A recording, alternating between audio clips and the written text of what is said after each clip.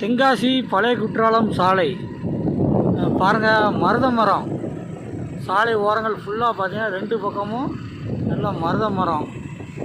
இன்றைய தலைமுறை, நம்ம தலைமுறையில் இந்த மரம் இவ்வளோ பெரிய பிரம்மாண்டமாக இருக்குது. வருங்காலங்களில் அடுத்த தலைமுறைக்கு இந்த மரம் இருக்குமான்னு தெரியல.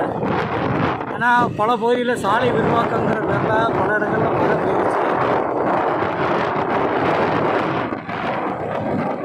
இந்த மரம் எவ்வளோ ஹைட்டு, எவ்வளோ உயரம் இருக்குது பாருங்கள். கிட்டத்தட்ட 100 வருஷத்துக்கு மேலே இருக்கும். நம்மளுடைய முன்னோர்கள் வைத்த மரம். இந்த மரங்களை பாருங்கள், சில மரங்கள் போயிடுச்சு. இப்போ இந்த ஓரத்தில் கூட ஒரு மரம் போயிடுச்சு. நல்லா சில மரங்களை பார்த்திங்கன்னா பிரம்மாண்டமாக இருக்குது.